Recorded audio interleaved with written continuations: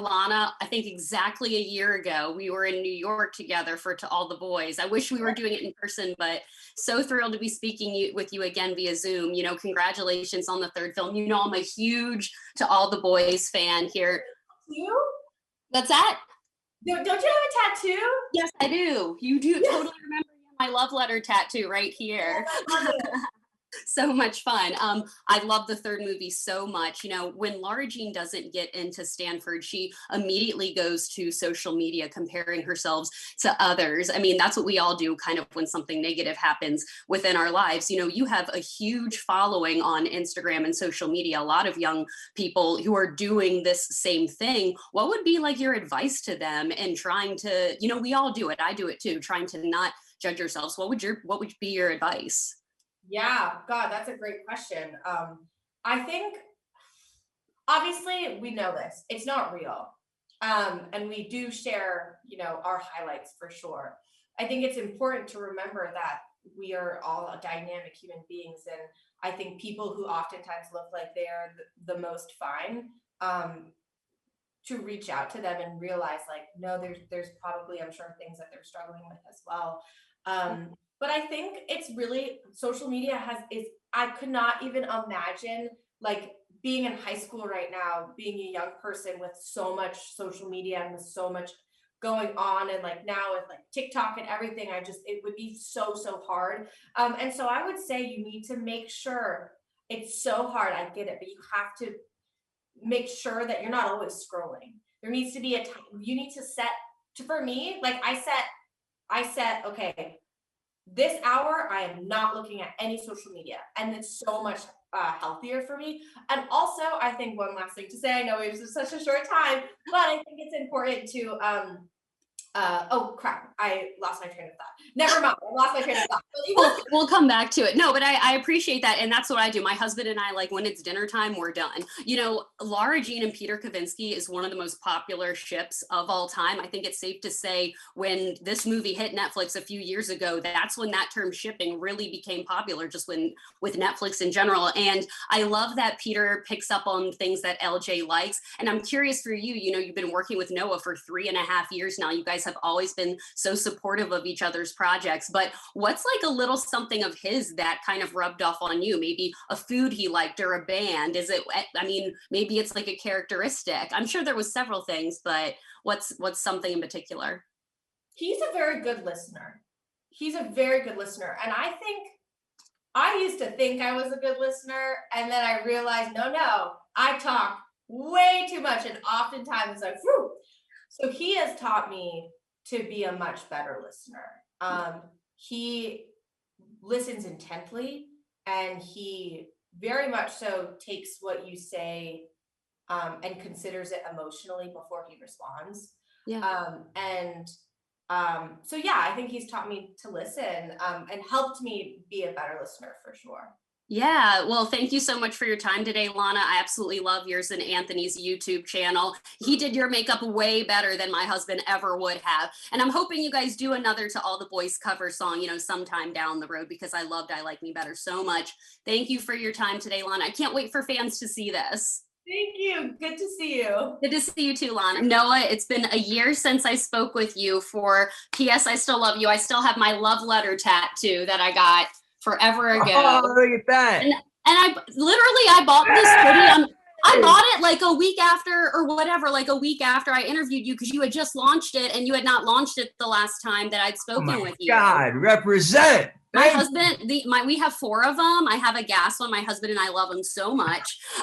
Well, congratulations. I figured I'm in the house today. I'm going to wear it for you. That's incredible. Thank you so much. You also have like the book behind you. Look yeah.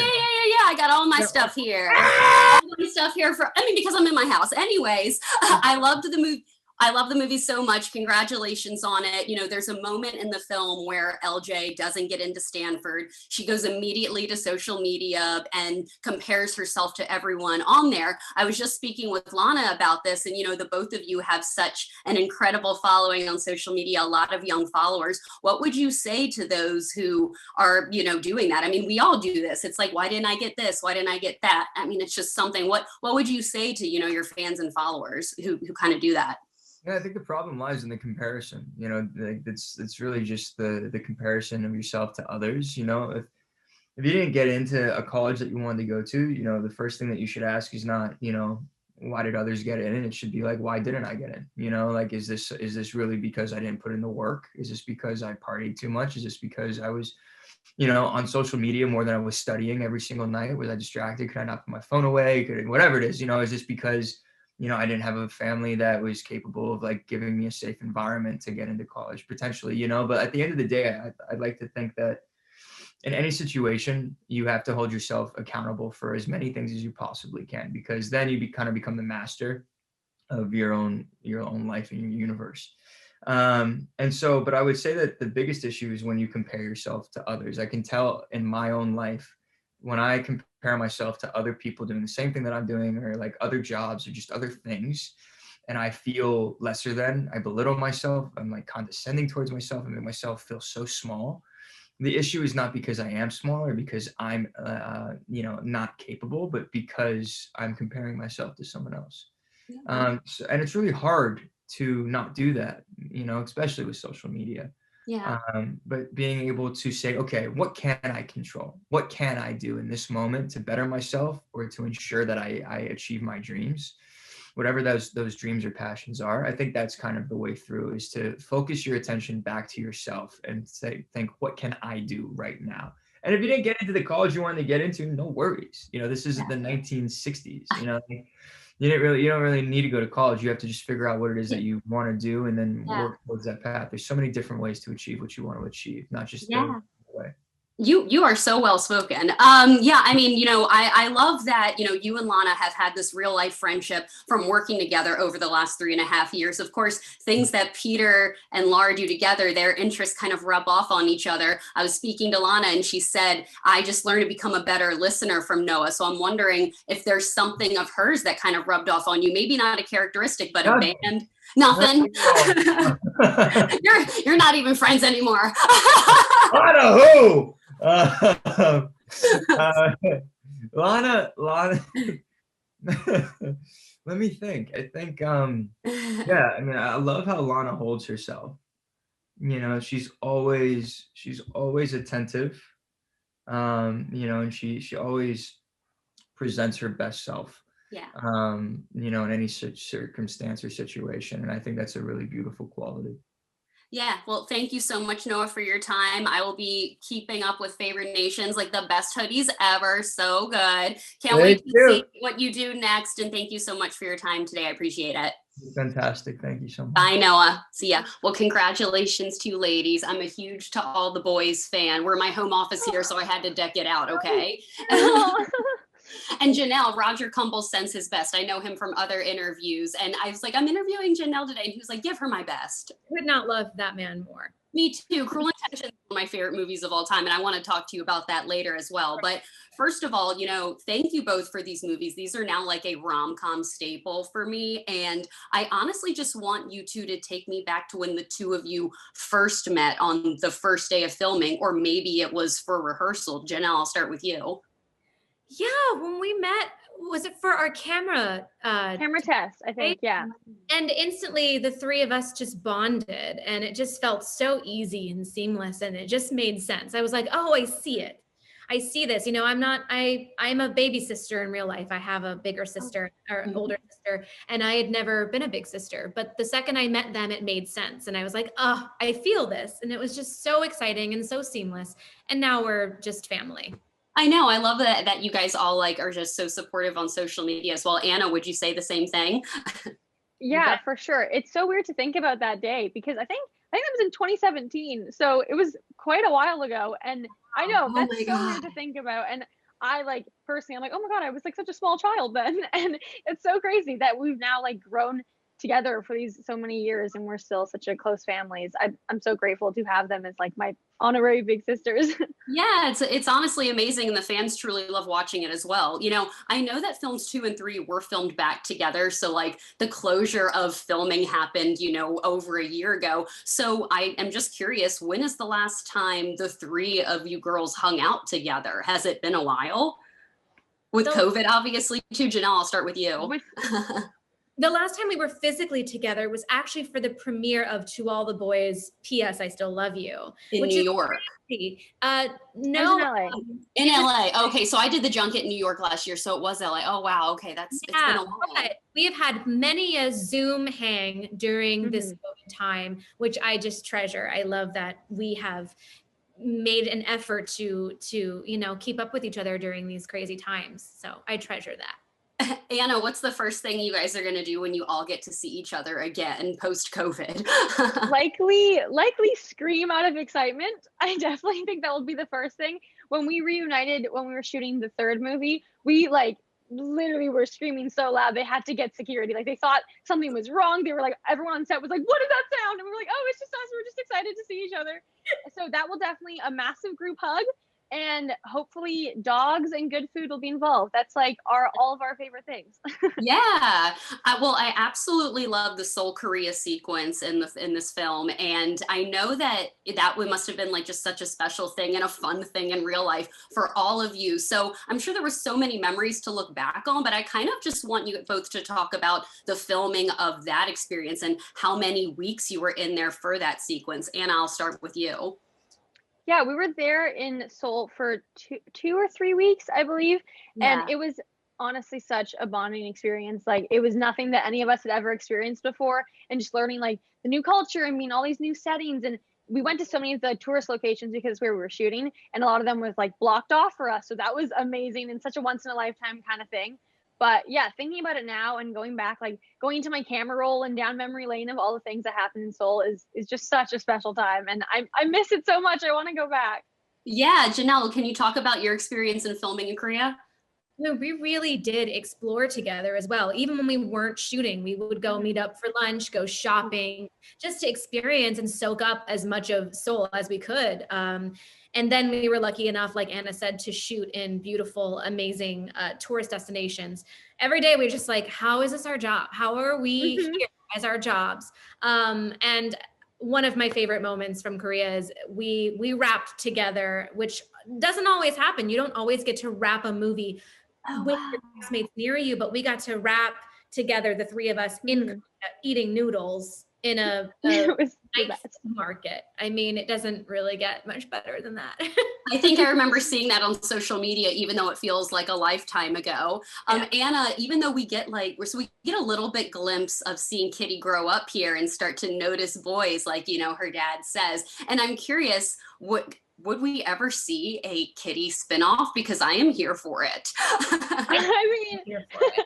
I'm here for it too. I would love that. And I think fans would love that too, because I think there's so many ways that her story could go. And yeah, I would honestly love to explore that for sure. I love the little day storyline in the third. It's so cute. I love the day storyline too, or even just like a series as well. Like I would just love to see her blossom. Janelle, like I said, I'm a huge Cruel Intentions fan. I saw the musical at the Rockwell in LA forever ago, and I know you played both Catherine and Cecile. I honestly just want to talk to you about your experience in playing both of these women, and also, are you interested in going back to theater, once post-COVID settles? But first of all, just to get your experience in being in the Cruel Intentions musical and singing live, because it's like one of my favorite little musicals of all time. First of all, we were talking about Roger Cumble, who is a legend.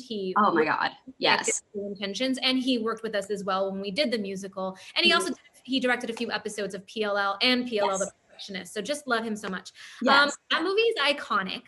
I'm definitely aging myself, but that was one of the first movies as like a growing teenage girl where I was like, oh, this is racy and all about, like becoming a young woman and growing into yourself. So I always loved that movie. And so, the musical came around, and actually one of my best friends, Jordan Ross, is the one who wrote the musical. And so I put it on at Rockwell, and I got to play Catherine, this powerful, just like badass woman. And then to New York, and I got to play Cecile, which, as I wrote on social media when I posted a video clip, playing Cecile was like playing a drunk puppy. It was just so much fun. She's just like this, kind of like little puppy learning how to walk, just like, oh, I'm curious about this and what's that, and it just was so much fun. The musical was a dream.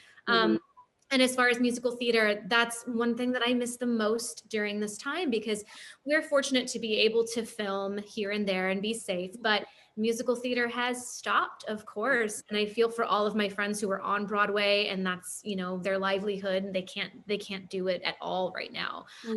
It's something that I definitely miss.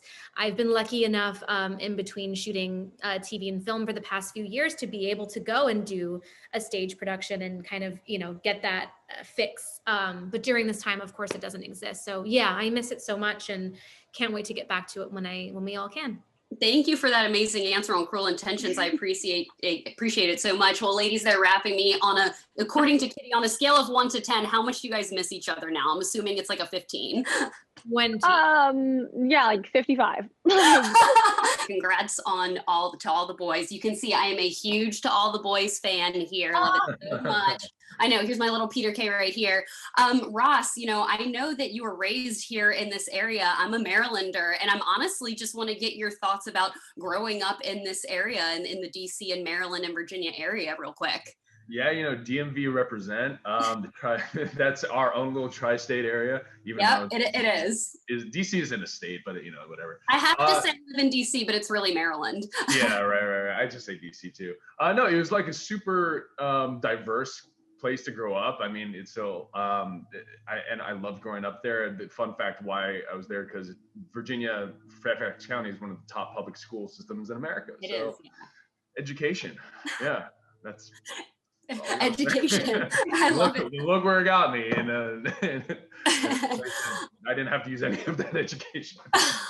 Yeah, I love that so much. Well, I love the Chris and Trevor prom proposal scene in New York City in the film. I don't want to get into way too many spoilers for the fans, but I'm honestly just curious if that idea at all was in the script, or if that was something that the two of you kind of put together in regards to filming. Madeline, I'll start with you. And in regards to the promposal, that was in the script, and it was a really fun day. I can't share too much, but it smelled really good. What he composed with. So a nondescript way of explaining the scene. that was actually pretty good. And did it smell good?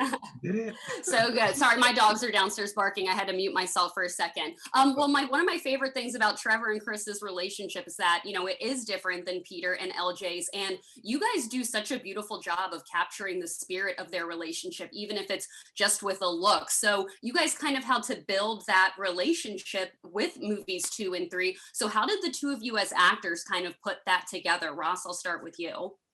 Honestly, it's just all the time offset. Seriously, it's, you know, we just got goofy and did weird stuff.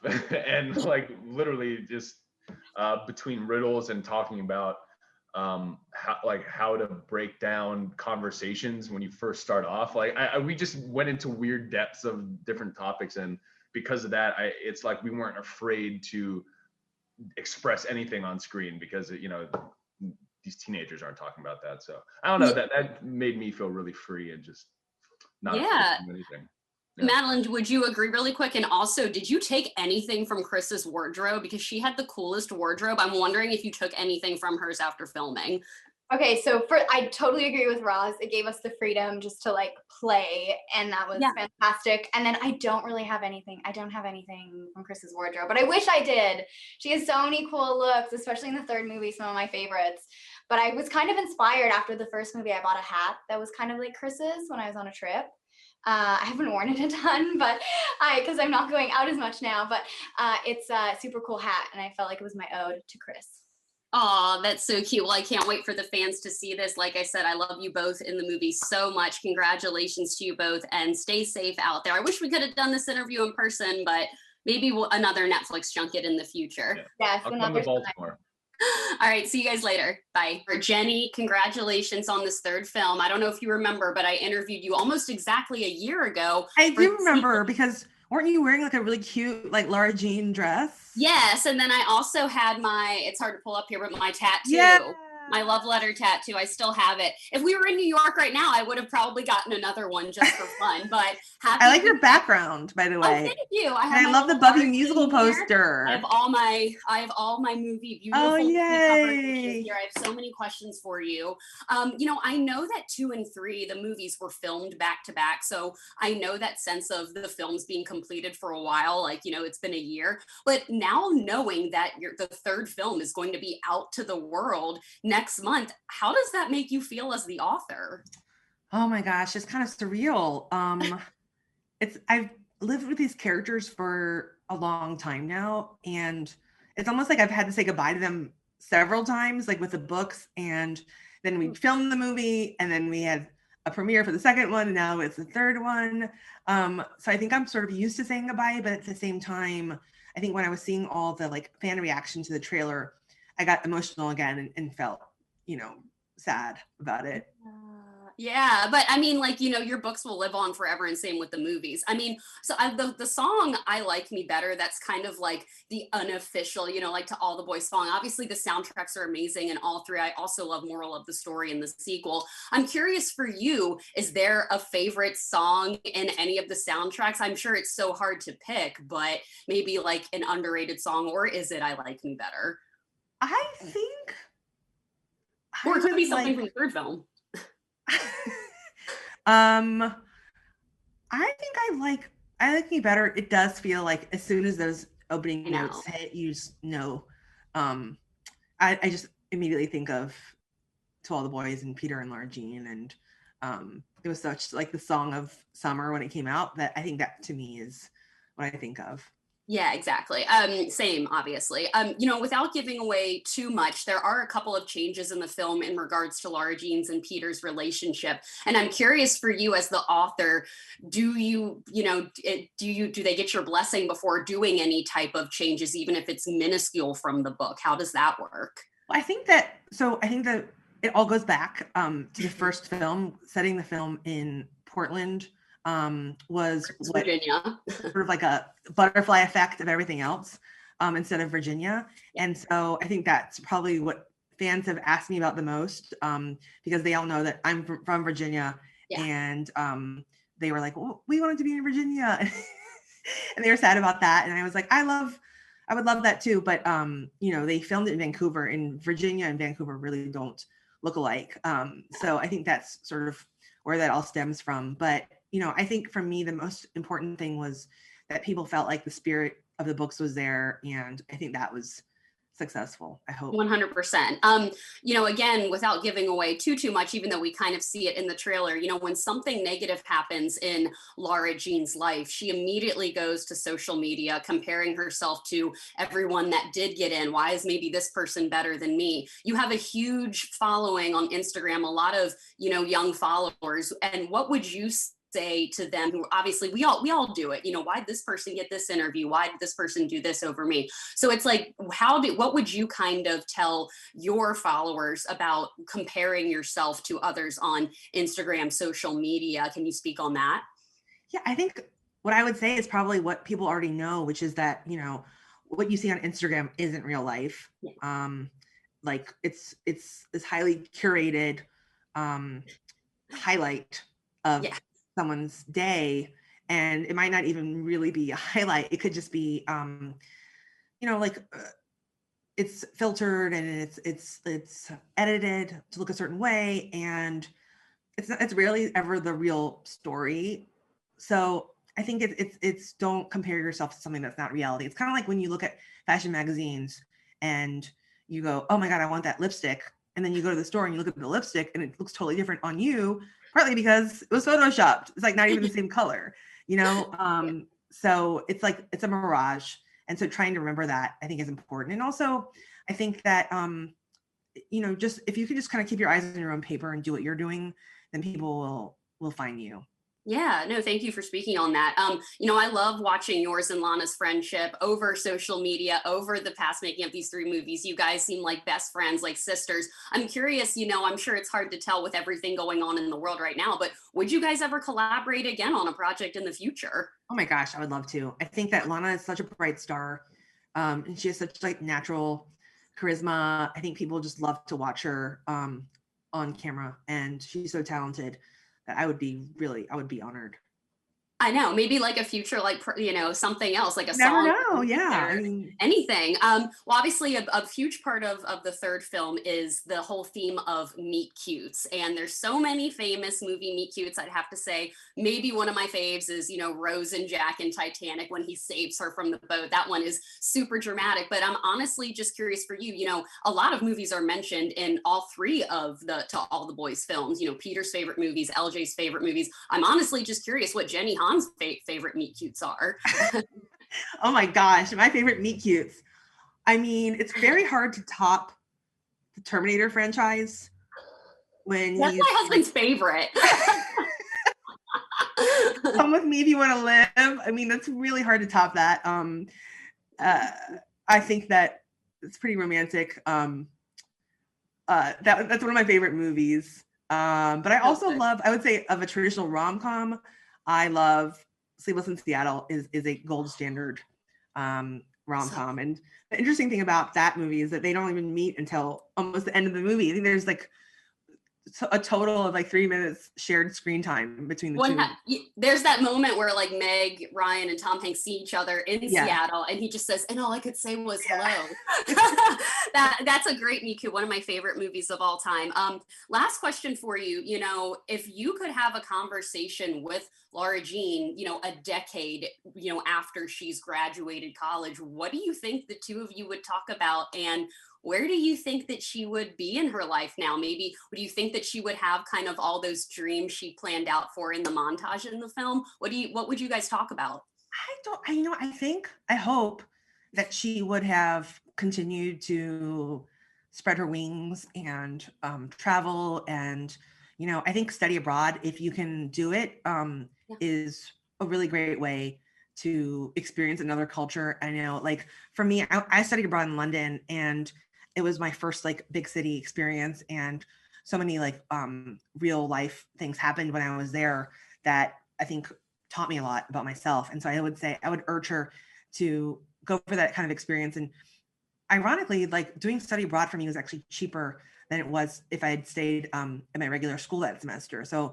so I think if there's a way that you can find to do that, I think I would urge people to try and have that experience. And for someone like Lara Jean, who's kind of a homebody, but she keeps stepping a little further and further out of her comfort zone, I think it would be great for her to continue to do that.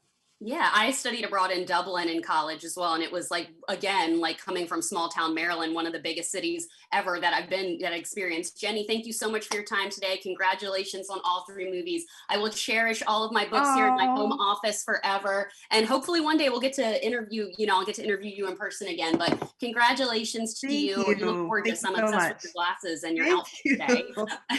Nice scrunchie. Thank you, Jenny.